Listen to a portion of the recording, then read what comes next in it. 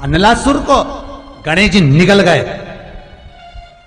उधर में जलने लगा, उधर जल रहा है, तपन हो रही है। भगवान गणेश दौड़ कर आए भगवान शिव के पास। शंकर भगवान ने कश्यप ऋषि को देखा, कश्यप ऋषि गए और दुर्वा तोड़ कर लिया। दुर्वा लाकर गणेश जी को दी, गणेश जी ने दुर्वा चबाना चालू करी। अंदर जो अनलासुर था, भगवान शंकर की प्रसादी पाकर अनलासुर तृप्त हो गया, भगवान के पेट की जलन समाप्त हो गई। गणेश जी महाराज ने कश्यप ऋषि से कहा, सुनो कश्यप बाबा, आपने मुझे दुर्वा समर्पित करी है, ये दुर्वा जो मुझे देगा वो वैभव प्राप्त करेगा, जो दुर्वा मुझे समर्पित करेगा उसके जीवन में रोग दूर हटेगा। शंकर भगवान कहते हैं, गणेश ये दुर्वा बुधवार के दिन, अष्टमी तिथि के दिन, जो अष्टमी बुधवार इस बार पड़ रहा है उस दिन समर्पित करिए। इस दुर्वा का अलग अलग महत्व है। कुएं के पास की सफेद दुर्वा, कुएं के पास की सफेद दुर्वा, यदि 41 दुर्वा प्रत्येक बुधवार को गांठ लगाकर गणेश जी को समर्पित कर कर वापिस उठाकर उस दुर्वा को खाली पेट, आपके घर में भी गणेश जी होंगे, उनको समर्पित करो। खाली पेट इस दुर्वा को केवल चबा चबा कर खा लो और आधे घंटे बाद पानी को पी लो। बुधवार की बुधवार 5 बुधवार करना, गणेश जी को चढ़ाना, सफेद दुर्वा को गणेश जी को समर्पित कर कर चबा चबा कर खाना। उदर की प्रॉब्लम, जो भी मसा आदि की प्रॉब्लम होती है उदर से जुड़ी हुई होती है, जिस चीज से जुड़ी होगी, पेट की जितनी प्रॉब्लम होगी, आपको जितनी भी प्रॉब्लम होगी वो सारी 5 बुधवार करना, छठे बुधवार को जरूरत ही नहीं पड़ेगी। किसी भी अष्टमी तिथि को 12 महीने में शुक्ल पक्ष कृष्ण पक्ष की अष्टमी तिथि पड़ती है। यदि किसी भी अष्टमी तिथि को अगर किसी ने नियम बनाया 5 अष्टमी का, 8 अष्टमी का, 7 अष्टमी का, एक कनेर का पुष्प शिवजी के शिवलिंग को समर्पित करना, अशोक सुंदरी के स्पर्श करना, और जो जलाधारी होती है, जैसे ये शिवलिंग है, ये जलाधारी है, तो पहले शिवलिंग पर स्पर्श, फिर अशोक सुंदरी का स्पर्श, फिर जलाधारी पर कनेर का पुष्प शिव जी की ओर मुख कर कर, अर्थात जैसे मानो ये कनेर का पुष्प है, तो ऐसा शिवलिंग का स्पर्श करते हुए जलाधारी पर जो समर्पित करता है, भगवान शंकर उसके मन की कामना को पूर्ण जरूर करते हैं। एक कनेर का पुष्प, शमी का जो पत्ता होता है, ध्यान से सुनिए, रोज आप अगर शमी के पत्ते को नहीं चढ़ा सकते, महीने में 1 बार या 2 बार शमी का पत्ता शंकर के ऊपर अवश्य समर्पित करना चाहिए। क्यों? शरीर में अगर कोई बड़ी बीमारी आने वाली होती है तो बाबा उस विष को समाप्त कर देते हैं, मात्र शमी का पत्ता समर्पित कर देते हैं। भले महीने में 2 बार चढ़ाओ, हफ्ते में 1 बार चढ़ाओ, तुम्हारा मन पड़े तो हफ्ते में 2 बार चढ़ाओ। ज्यादा बीमारी है, शमी का पत्ता एक शिवजी के शिवलिंग पर, और एक पत्ता जहां से पानी बहकर नीचे गिरता है ना, जलाधारी में से शिवजी पे जल चढ़ाया, जैसे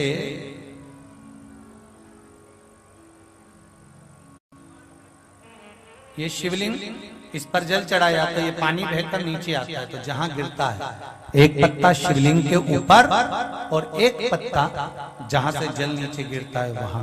अगर ज्यादा बीमारी है और ऐसा लग रहा है कि डॉक्टर कह रहे हैं कि तबीयत ज्यादा खराब हो सकती है, जांचे जाएगी, ये होगा वो होगा, तो एक पत्ता शमी का ऊपर, एक पत्ता जलधारी जो बहकर नीचे आती है पर चढ़ाना।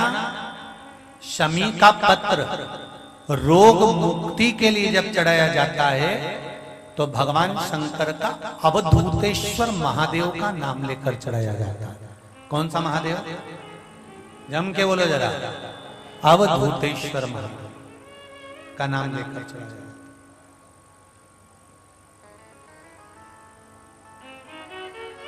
एक बात आपको कही थी अभी पिछले कथाओं में, गाय के दूध का घी बनाकर उसकी एक उंगली घी की अशोक सुंदरी वाली जगह पर लगाकर जो व्यापार नहीं चलता हो, दुकान नहीं चलती हो, अशोक सुंदरी वाली जगह पर घृत लगाकर घर के दरवाजे पर या व्यापार के द्वार पर उस उंगली को लगा देना चाहिए।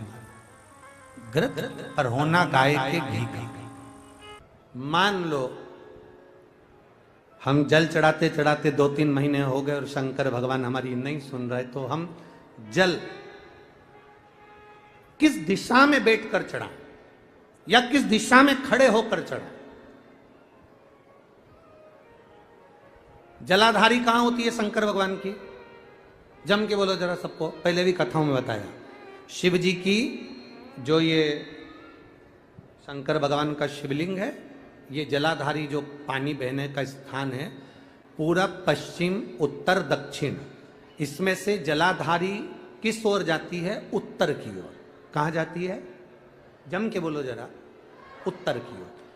केवल भारत की भूमि पर एक शिवलिंग ऐसा है जिसकी जलाधारी दक्षिण की ओर है, वो केवल उज्जैनी के कालाधिपति महाकाल बाबा हैं, जिनकी जलाधारी दक्षिण में। बाकी के दुनिया में जितने आपको शंकर के मंदिर मिलेंगे, जितने शिवालय मिलेंगे, सबकी जलाधारी कहां पर रहेगी?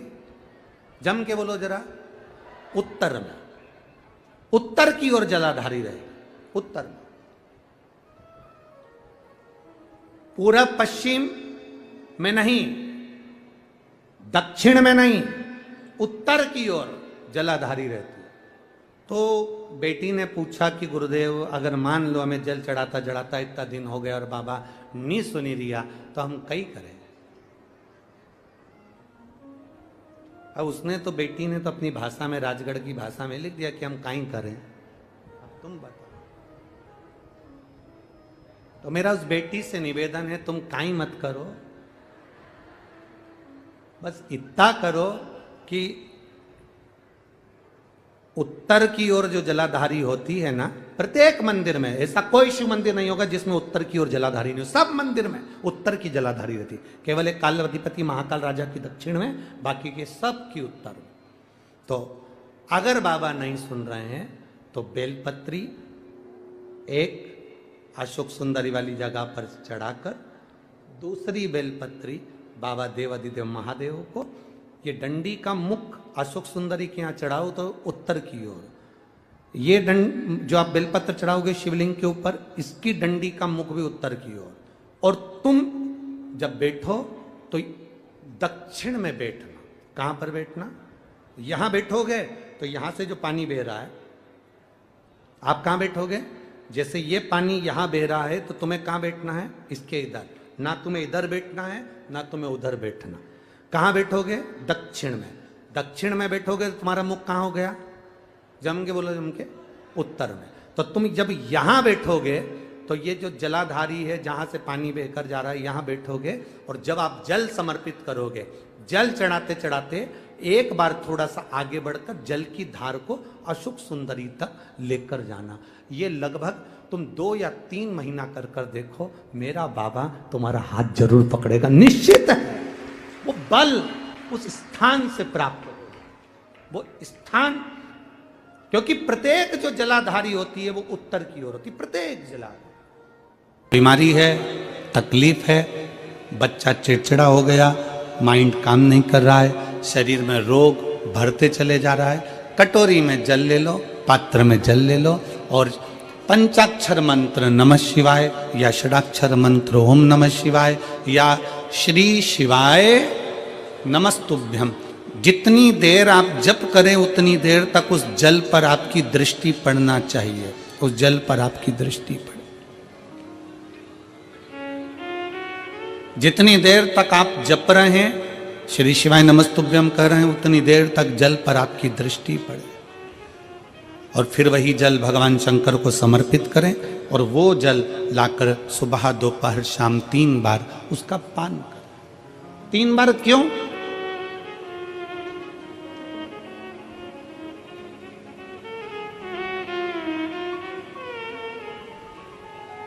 त्रिलोकी का नाथ, त्रिकालदर्शी, कैलाशी, अविनाशी, त्रिपुंडधारी, त्रिबेलपत्रधारी, त्रिनेत्रधारी, त्रिशूलधारी, त्रिपुंडधारी, त्रिलोकी के नाथ के 3 दर्शन मूल हैं।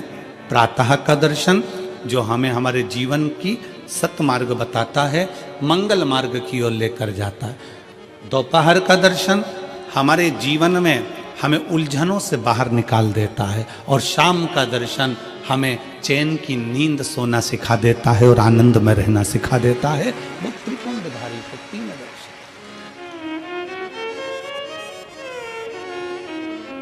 वो कहते हैं ना कि गरीब तो इतना हूं, गरीब तो इतना हूं कि एक गधा भी नहीं खरीद सकता। गरीब तो इतना हूं कि एक गधा भी नहीं खरीद सकता, और अमीर तो इतना हूं कि रात को शंकर के भरोसे घोड़े बेच कर सोता हूं। शंकर के भरोसे घोड़े बेच कर सोता हूं। गरीब इतना है कि गधा भी न खरीद पावे, और अमीर इतना है कि जब सोता है चैन की नींद मेरे शंकर के भरोसे होकर घोड़े बेच कर सोता है। ऐसे घुर्राटे भर कर सोता है जैसे इतना बड़ा काम करके आया है, सारी जमीन जायदाद का सौदा कर कर आया, 4 फैक्ट्री का मालिक है, 8-10 दुकान चल रही है, और मालूम पड़े सवेरे उठता है फिर अपने काम में लग जाता है। बस समझ लो जिंदगी का सबसे सुखी व्यक्ति वही है जिसके कमरे में नींद की गोली नहीं है।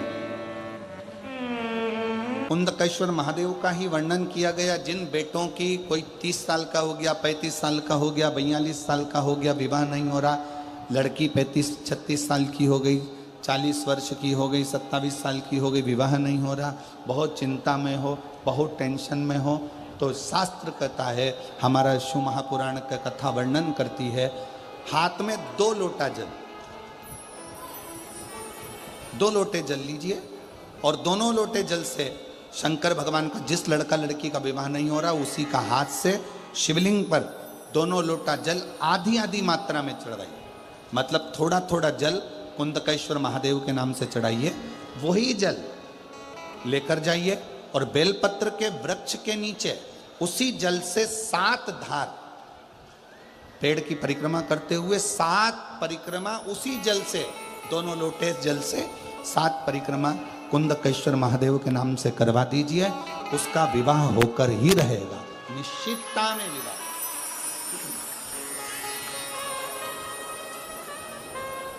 कुछ महीने, ज्यादा से ज्यादा 3 महीने, 3.5 महीने, 4 महीने, और हमें तो विश्वास है अगर कर लिया तो 1 मई से 7 मई की कथा में आपका पत्र विवाह का जरूर मिलेगा कि मेरे बाबा ने सुना।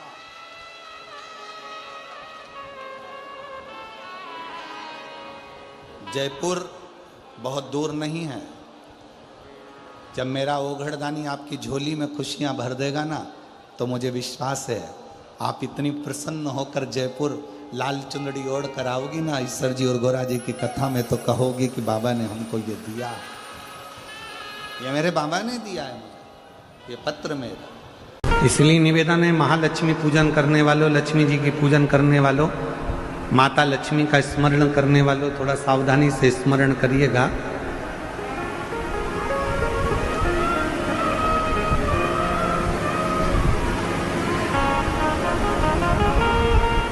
वासुकी नाग की धर्म पत्नी सतशीर्षा,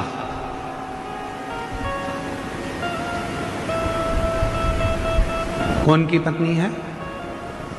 सतशीर्षा, वासुकी नाग की पत्नी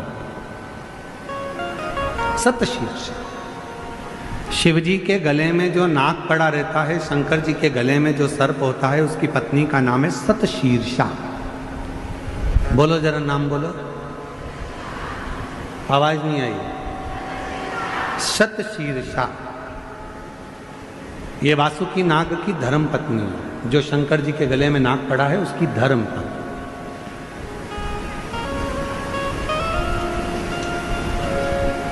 कहते हैं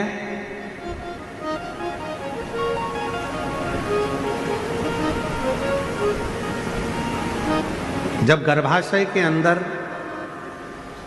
पेट के अंदर या गर्भाशय के अंदर कोई गांठ पड़ जाती है, कोई गठान आ जाती है या पथरी हो जाती है तो दुर्वा का जो दुर्वा बोलते हो, दूब बोलते हो उधर, जो हरी हरी दुर्वा होती है गणेश जी को चढ़ती है, दुर्वा, एक बेलपत्र शिव जी के शिवलिंग पर चढ़ाकर वासुकी नाग का स्मरण कर सतशीर्षा माता का नाम लेकर यदि प्रातः के समय पर वो बेलपत्र और वो दुर्वा खाना प्रारंभ करा जाए तो लगभग 20 से 22 दिन लगते हैं और गर्भाशय में कोई गठान हो, पथरी हो तो वो धीरे धीरे गलना प्रारंभ कर देती है। सतशीर्षा नाम की इतनी महत्व है। और सतशीर्षा नाम यहां भी काम आता है जब कोई नारी के, स्त्री के रजस्वला धर्म की कोई तकलीफ हो, नारी को रजो धर्म से जुड़ी हुई कोई प्रॉब्लम हो, रजो धर्म से जुड़ी हुई, रजस्वला धर्म से जुड़ी हुई, 15 दिन 20 दिन तक रजो धर्म ही जा रहा हो, या रजो धर्म से जुड़ी हुई कोई प्रॉब्लम हो, या रजस्वला धर्म से जुड़ा हुआ कोई भी कारण हो, या पेट में दर्द हो, या तकलीफ हो, या कष्ट हो, तो केवल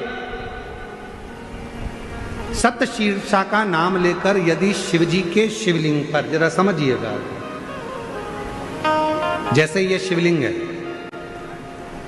और शिवलिंग है, सतशीर्षा का नाम लेकर अशोक सुंदरी वाली जो जगह है, यहां से जल चढ़ाते चढ़ाते शिवलिंग के चारों तरफ 7 बार यदि जल की धार लगाई जाए और उसी का जल झेलकर नंदी के पास बैठकर सतशीर्षा का नाम लेकर अगर पिया जाए तो रजो धर्म से जुड़ी हुई जितनी भी तकलीफ हो, रजस्वला धर्म से जुड़ी हुई जितनी भी तकलीफें होती हैं वो धीरे धीरे समाप्त होने लगती है। सतशीर्षा, वासुकी नाग जी की धर्म पत्नी का नाम है सतशीर्षा।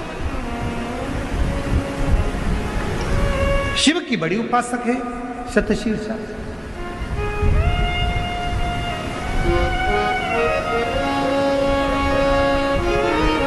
कहते हैं जब समुद्र का मंथन हुआ, देवता और राक्षसों ने मिलकर मंथन करा और वासुकी नाग की नेति बनाकर सुमेरु पर्वत की रई बनाकर जब मंथन करना प्रारंभ करा कच्छप भगवान की पीठ पर, और मंथन करते करते जब सब लक्ष्मी, माणिक, मोती, ऐरावत, अप्सरा, गंधर्व सब आनंदित, विष, अमृत सब निकल गया, तब आखिरी में जो नेति थी वासुकी नाग थे उनको ले जाकर एक कोने में डाल दिया। घिसते वासुकी नाग का पूरा शरीर बेकार हो चुका था, पूरा शरीर बेकार हो गया। तब शिव महापुराण की कथा कहती है सतशीर्षा ने अपने पति वासुकी से कहा कि तुम चिंता मत करो, तुम्हारे शरीर में बहुत कष्ट हो रहा है, मैं जानती हूं, मैं ये जानती हूं कि तुम्हारे शरीर में कष्ट हो रहा है, तुम चिंता मत करो। सतशीर्षा ने अपने पति के पास में बैठकर शिव के नाम का उच्चारण करना प्रारंभ करा। तब देव अधिदेव महादेव जिस जगह पर वासुकी नाग पड़े हुए थे, गिरे हुए थे, रखे हुए थे, क्योंकि शरीर की हड्डियां टूट चुकी थी, पूरा शरीर कंकाल हो चुका, मंथन करता, सतशीर्षा ने उनके पास में बैठकर शिव जी के नाम का उच्चारण करा और भगवान के नाम का जो उच्चारण किया, तब देव अधिदेव महादेव प्रकट हुए और भगवान वासुकी को शिव जी ने कहा कि तूने इतना कष्ट झेला है देवताओं के लिए, इसलिए मैं तुझे अपने गले में धारण करूंगा।